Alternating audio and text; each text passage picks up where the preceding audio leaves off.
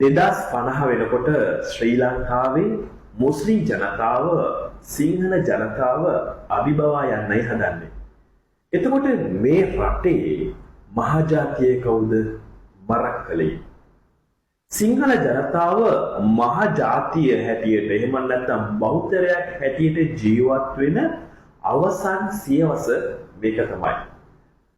තව ටික දවසක් යනකොට අවුරුදු 40ක් යන්නේ ඉස්සෙල්ලා සිංහලයෝ 45කට අඩු වෙනවා මේ රටේ. අවුරුදු 40ක් යන්නේ ඉස්සෙල්ලා. ඊටාම වේගයෙන් වඳ වීගෙන යනවා. ඊගාවට එතකොට 55ක් කවුද? දෙමළයි මුස්ලිමුයි. අන්න එතෙන්දි තමයි දෙමළ රාජ්‍යය ඇති වෙන්නේ මේ රටේ. ඇති වෙච්ච ගමන් මුස්ලිම් ජනගහනය වැඩි 30ක් 35ක් විතර වෙනවා. එතකොට මුස්ලිම් ඇත්තෝ ජනාධිපති, දෙමළ ඇත්තෝ අගමැති, සිංහලයන්ට තෙවුන්දර තුඩුවේ මහමුද විතරයි හම්බ වෙන්නේ. වෙන මොනවත් හම්බ වෙන්නේ නැහැ සිංහලයන්ට. ඔය සිංහයන්ට වැඩි කල් උඩ නැගලා ඉන්න හම්බ වෙන්නේ නැහැ වංශේ කියාගෙන. මතක තියාගන්න. වංශේ කබල් ගාගෙන නගුඩ පස්සේ ගහගෙන වහින්න වෙනවා බිමට. බහැලා විරවගෙන ඉන්න වෙනවා සිංහයන්ට. ඊළඟට අර අගමැති ජනාධිපතිකමට ඉල්ලනවා. ඉල්ලපු ගමන් අපේ ගොන් සිංහලයෝ ටික ඔක්කොම ගහනවා කතර ටික යාට. ඇයි? අපේ ඇත්තන්ට කන්න දුන්න නම් වෙන මොකක්වත් ඕනේ නෑ. ගහනවා කතර ටික. ඒක තමයි ඒගොල්ලන්ටත් ඕන කරලා තියෙන්නේ. ඉවක් බවක් නෑ, අනාගතයක් හිතන්නේ නෑ.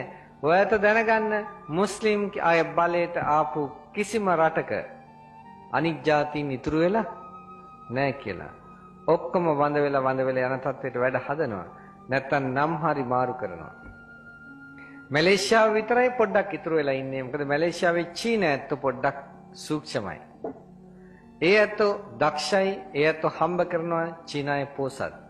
පෝසත් නිසා ඒගොල්ලෝ ආණ්ඩුවට යටත් වෙලා නෑ. නමුත් රජයේ නිලතලයක් ගන්න බෑ ප්‍රධාන භූමිපුත්‍ර අයිතිය නැත්තම්, භූමිපුත්‍ර තත්ත්වේ නැත්තම්, පාර්ලිමේ නැත්තම් රජයේ ප්‍රධාන නිලධාරියෙක්, ඒ වගේම විශ්වවිද්‍යාලයක ඒ අයිතිය මුකුත් නෑ.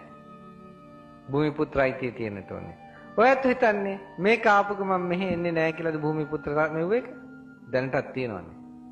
තේසවලාම කියලා මොකක්ද තියෙන්නේ?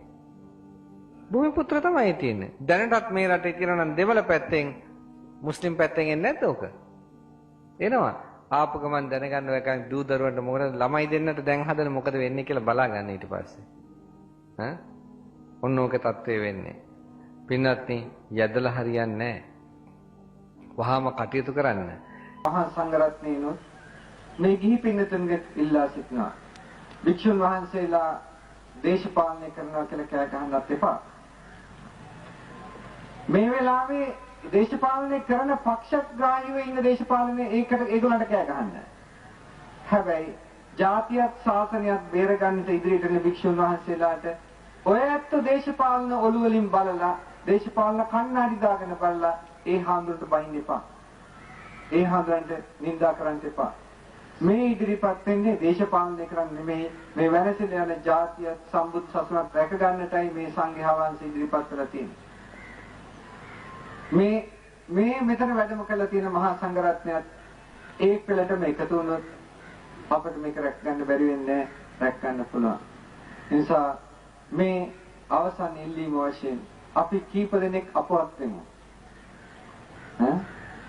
අපවත් කරන්න නම් ලෑස්ති වෙන්නේ ශාසනයේ නාමයෙන් අපි කීප දෙනෙක් අපවත් වෙමු.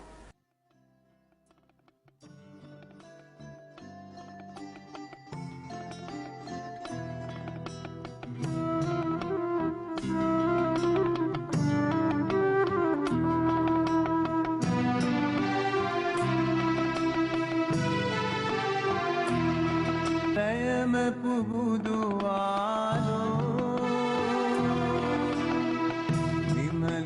පහන නිවුණා අබිදු අඳුර දුරනෝ නුවණ පහන